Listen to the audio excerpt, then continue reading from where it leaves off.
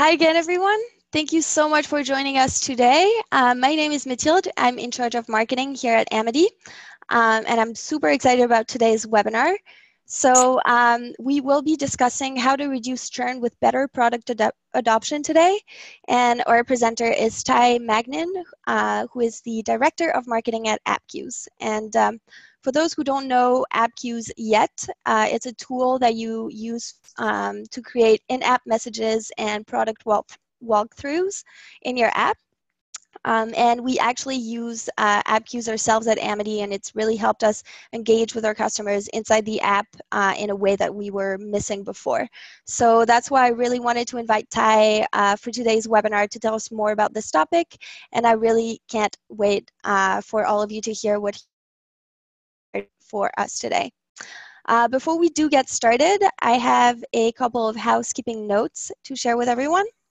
So we will be on Twitter. Join the conversation. Use the hashtag CSWebinar, and don't hesitate to tag us at GetAmity and at Magnin. We'll be engaging with you. If you see a slide that you like, take a screenshot, share it. We're really looking forward to engaging with you on social. And as always, we will be doing a Q&A at the end. So today's minutes. We do have a few minutes left at the end to answer all of your questions. So if you look in your Zoom panel, you have a dedicated Q&A section, which you can use to send us questions directly. Don't wait until the end. Just keep them coming during the webinar, and we'll try to answer as many as possible before 1:30 at the end of the webinar. And of course, as always, we are recording the webinar, so check your inbox before the weekend if you want to get the deck and the recording. Don't hesitate to share it with your team, coworkers, other people in the space that you think would benefit from today's webinar. And yeah, that's it for me. So Ty, thank you so much for joining us today. Really excited about your presentation, and I'm going to hand things over to you now. Thank you, Mathilde. Everybody, great to be here today. I'm really thankful to have your ears and your eyes with me for the next 20 or 30 minutes or so. So today we're going to be talking about how to reduce churn with better product adoption. I imagine many of you registered for today's event because churn is something that keeps you up at night. There are a lot of things that I think CSMs and people like us can control in terms of how to reduce churn, but there are a lot of things that might feel like they're a little bit outside of your control. And I hope today to help assure everybody that there's more you can do than you might think to help drive product adoption, reduce churn, even if you're thinking right now like, oh, it's a little bit out of my wheelhouse. So with that in mind, here we go.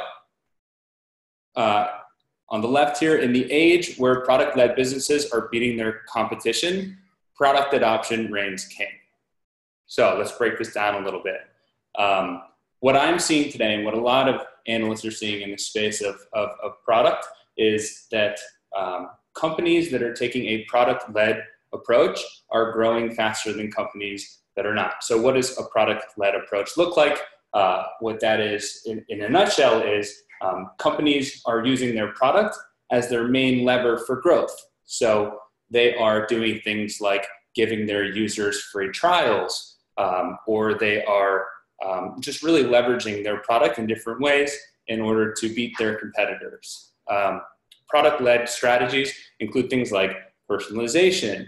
They include maybe like a self-service model, which might separate out the way that CSMs and sales teams engage with customers and users from a low-touch self-service model. On the right here, you see some examples of companies that I think uphold this notion of being product-led pretty well. Slack, Asana, Amazon, Apple, HubSpot, Envision, and MailChimp.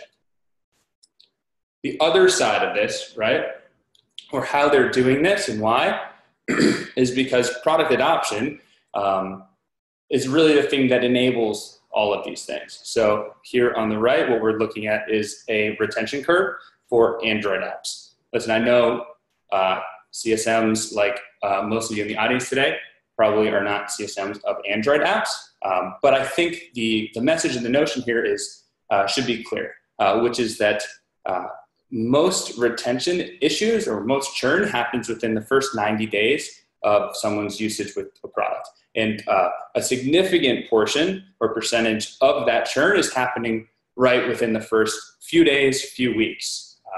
And what separates out the best apps, the top 10 here, that red line from the bottom tier, is really their product adoption strategy.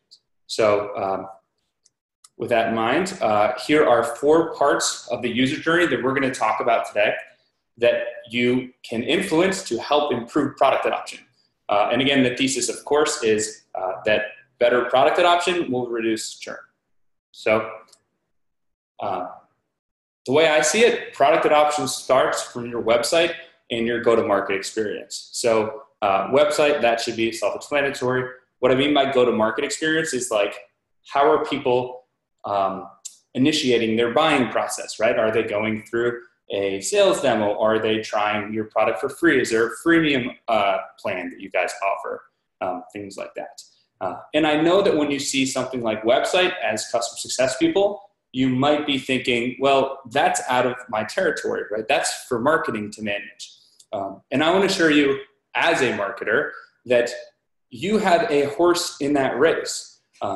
It is vital to get customer success's feedback on a website experience as a marketing department in order to improve conversions or help set up expectations for how to engage with the product. So we'll go over some of those tips.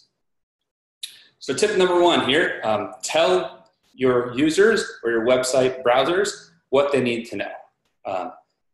Pretty simple here. We want to give our users a baseline of information that they need to know in order to start using your product, and we want to get them on the road to success. So here's an example from a SaaS product I like called Algolia. Algolia does search, so you can put search in your product. And so they sell to developers.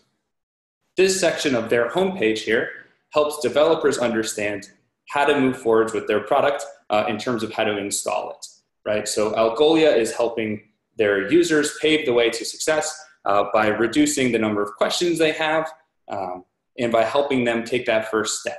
So if you look at the bottom sort of row here with all these little icons, a developer can actually choose their back-end language and their front-end language and get the data that they need in order to install the product.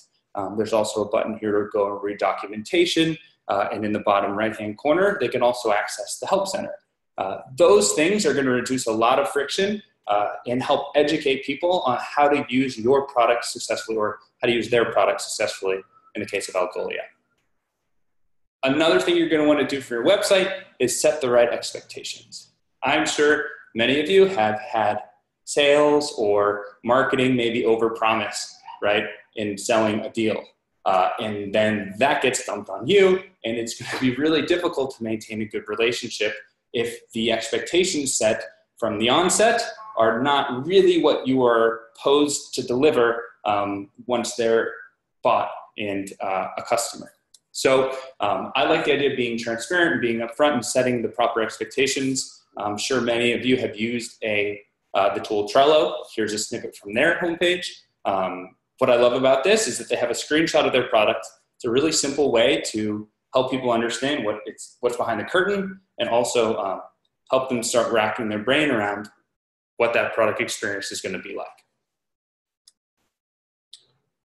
Last but not least here, be clear on how people should move forward. So this is a bit more into this go-to-market experience. Do you want them to get on a phone call? Do you want them to try your product? Here is Segment's website. Segment has a call to action that my eyes go to, which is try Segment free. I think that's as clear as day, right? Segment wants you to start a free trial of their product. Underneath that call to action, you see speak with a product specialist. So the alternative is let's get on the phone with someone and get a demo of this or get some insights that we might need. Being clear about how you want people to engage will help improve product adoption along the way. Next step in the user journey.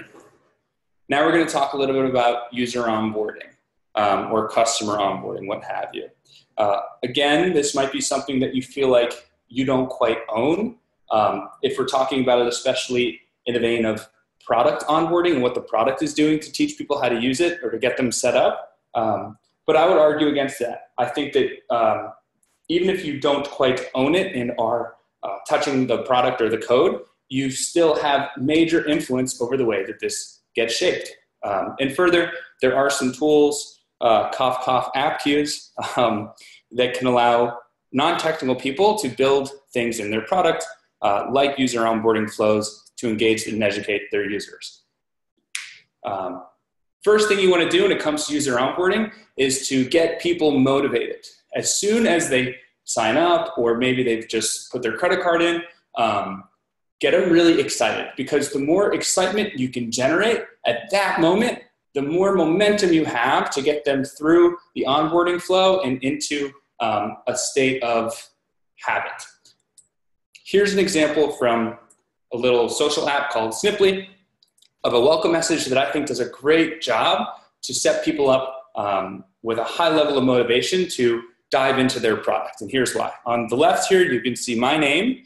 This is personalized. Of course, I gave them my name on sign up, but I love the fact that it's welcoming me and calling me by my name. The second thing I really like about this is the next line there. You're about to create your first snip. And the reason why I like that so much is because it's setting me on a mission. It's making it very clear how I'm supposed to engage with this product from the moment I get inside of it. The call to action there too, create my first snip, mirrors the mission that they're sending me on. And with those things, I am motivated to use the product because they're personal with me. And two, I know exactly where to go.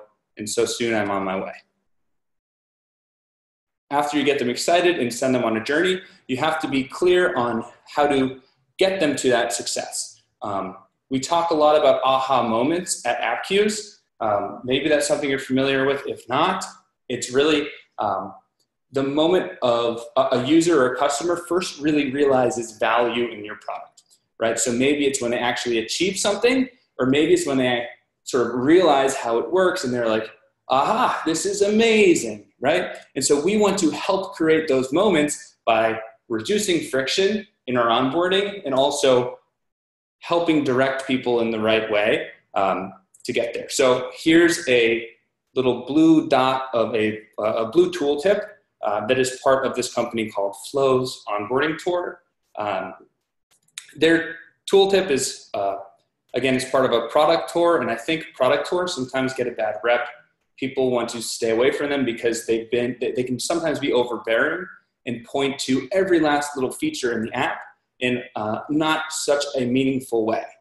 But a good product tour caters to a user's needs, and it helps coach them on how to use that product, or at least how to achieve that aha moment, that first point of value. So this one here, if you read it, it's actually not just saying, hey, enter your project name here, as the form sort of help text says. It's more contextualizing where that project name might show up so that people understand a little bit better how they might want to name their project, right? It's giving them the context they need to reduce anxiety and giving some kind of, sort of in getting going with the product.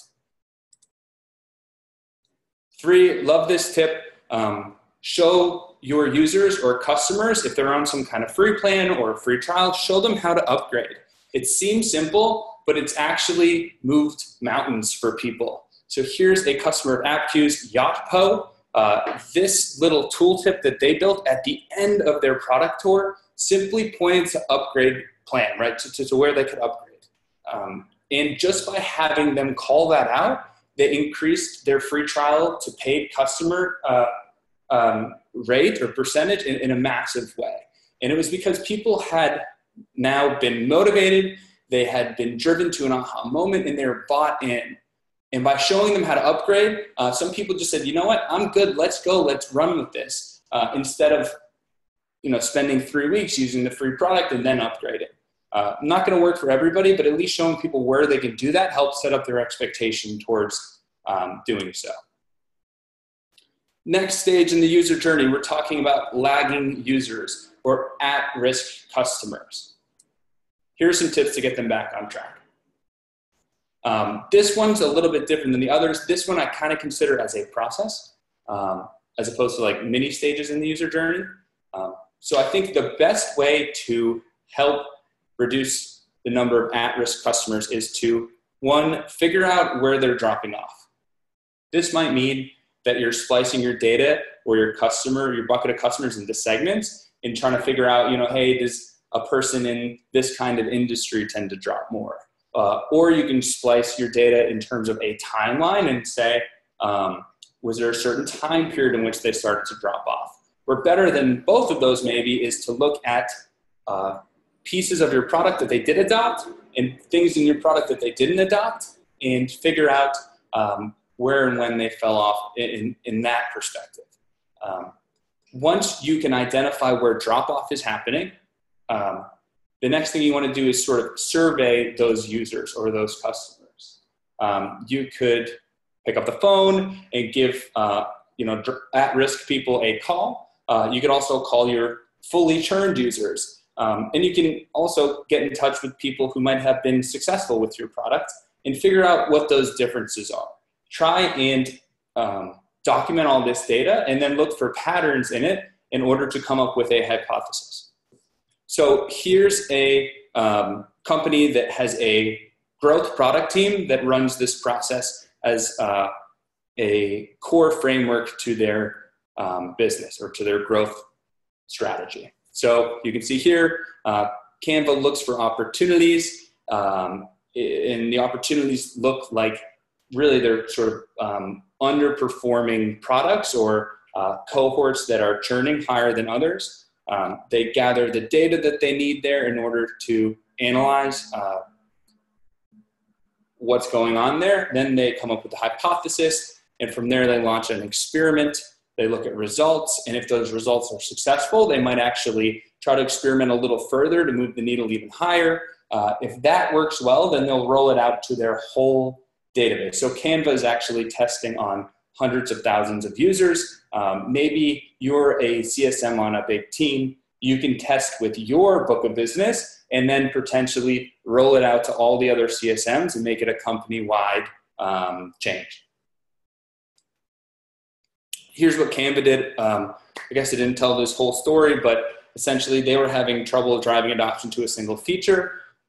They did a bunch of surveys, figured out that there was a lack of, I guess, an intermediate step that would help them get build out what they're needed on the feature. So here's this personalized onboarding tour that they added to help people get to their aha moments faster. Happy to talk more about that in Q&A. I know that was a bit brief. Okay, last step here in the user journey that we're going to talk about is how to keep your power users happy. If you have a list of power users, that's amazing. It's great to have. It's going to make you feel stable and hopefully sleep soundly. But if you're not going to continue to nurture that relationship, and if you're not going to deliver continual value to them, it's likely that they might go try a different solution, especially in today's day and age where everybody has month-to-month payment options. People have free trials, right? It's very easy to go and test something else out. So when it comes to communicating extra value, I kind of think of that in terms of feature announcements and driving feature adoption. One thing that I'm seeing happen a lot today is that email and blog posts just aren't doing enough these days. There's so many emails in your inbox today. There are so many blog posts that people want your eyes on, and delivering news about new features and new functionality that way isn't really performing as well as something like in-app messaging.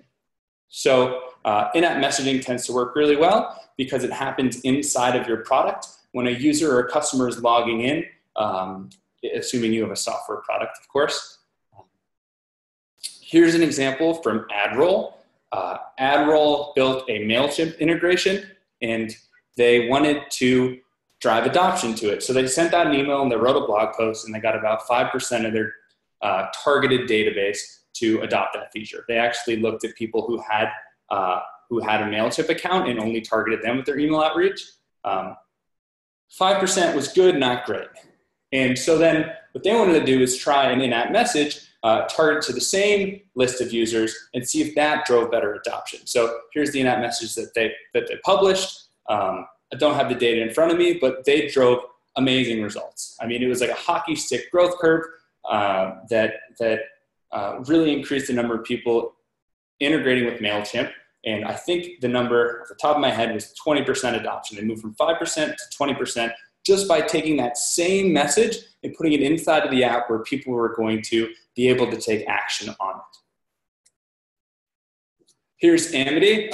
This is one of their product update announcements. Here they're sort of listing them in bullet form. Another good way to get in front of your customers and educate them on the new offerings that you're giving. One tip for when you're doing these in-app messages is not to grab too much attention. If you have something that looks like this every single time someone logs in, they're going to get a little frustrated.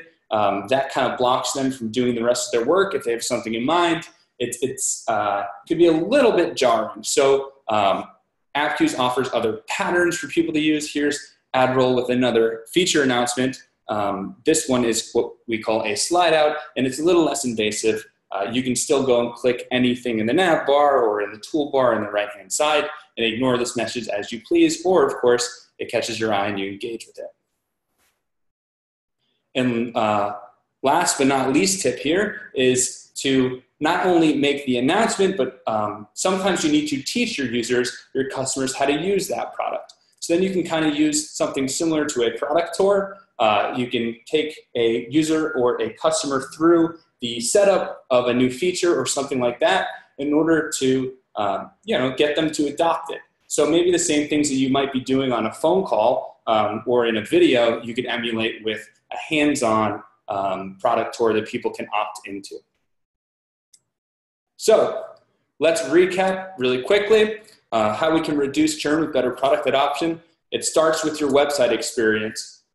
Love it if all of you sent a couple tips to your marketer today about how you can better align expectations or align anyone for success in using your product.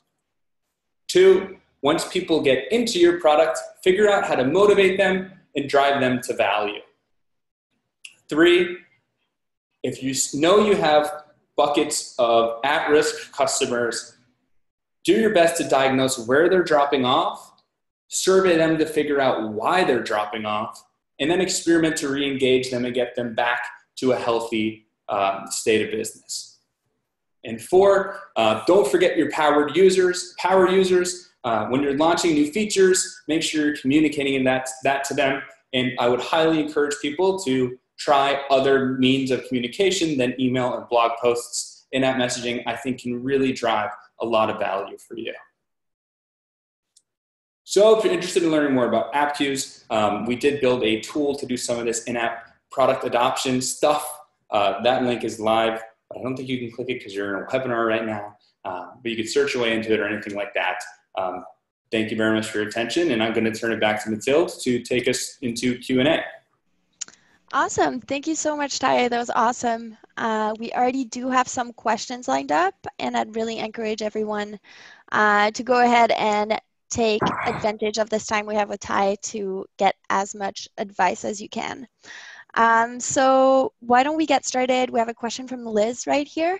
So Ty, can you tell us a little bit more about the best way to track and quantify the tooltips you set up to show their effect on adoption and specific feature adoption?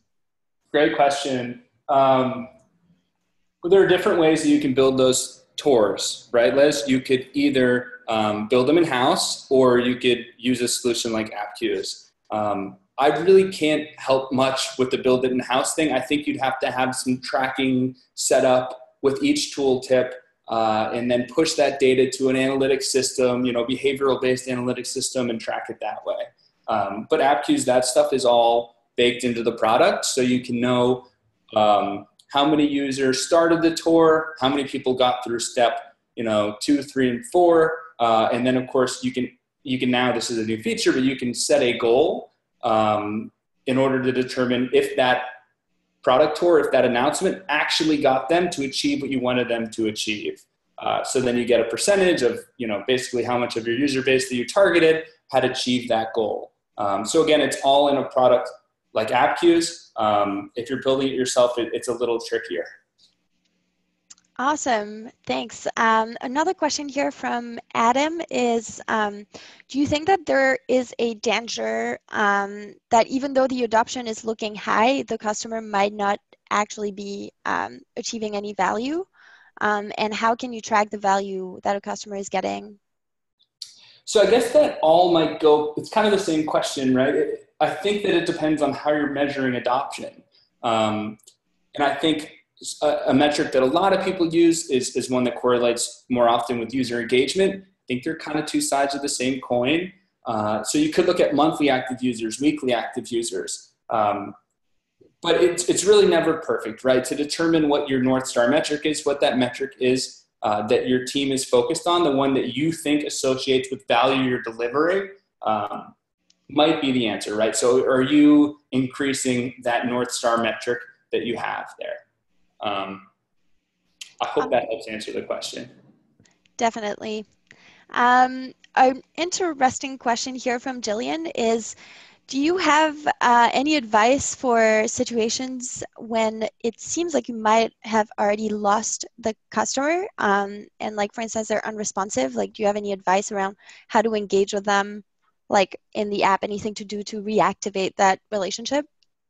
Great question. Jillian, the hard part with that is that if you're going to do something in app and they're unengaged, you have to get them back to the app first, right? For them to even see a message. So I think like really the 90% of work that you're going to do is going to be with something like email or retargeting ads or outreach with phone calls, et cetera, et cetera.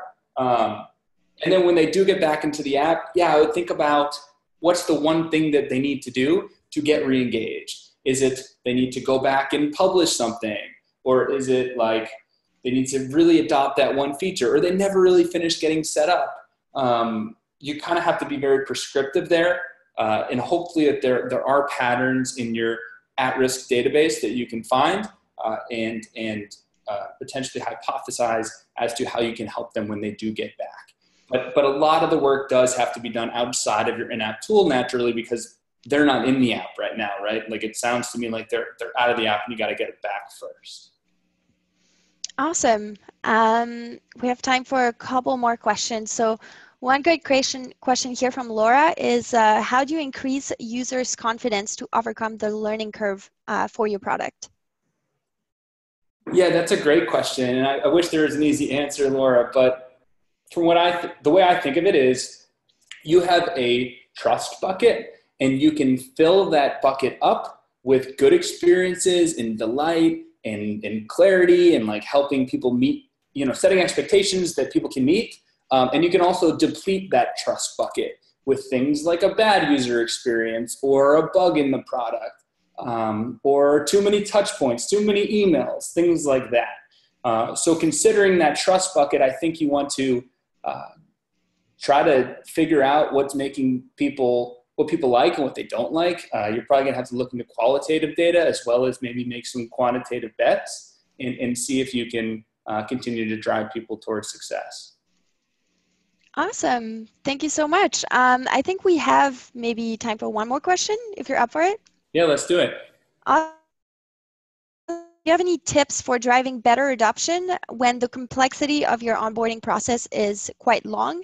He's mentioning months. So I know you were saying, product tours maybe have a bad rap. Like, would you recommend maybe spacing it out into like different sections, anything like that for a long onboarding process? Great question. I think that when you're building your product tour, you have to consider the complexity of your product and how technical your users are. Is this the first time they've used a product of its type? If things are on that side of the spectrum rather than, I've used 100 of these before, you're going to need a lot more help and guidance. If you're talking months, I think you're going to need a combination of things, right? It's not going to begin and end at product tours. You're probably going to need some videos. You might need to do phone calls. It sounds like it's a pretty enterprise product, so I imagine that the price point is high. If you're selling software at $10 a month, I hope it doesn't take people months to figure out. But I think what you're going to probably need is a combination of heavy-handed product tours, videos, and I think figuring out how people like to learn things is a good way to get at what you might want to be building. Awesome. Thanks so much for answering those questions. I know we didn't get to answer all of the questions, but it is 1:30, so I'm sure people can connect with you maybe on LinkedIn or Twitter, things like that, if they want to learn more about Appcues or head over to the website. Yeah, absolutely. Twitter's great. LinkedIn's fine. And my email is ty@appcues.com. I would love to continue the conversation. Thank you all so much for your attention. Awesome. Thank you so much, everyone, for joining us today. Ty, thanks again for such a great webinar. Really excited to be sharing the recording with everyone. And yeah, thanks so much for taking the time. Thanks for having me.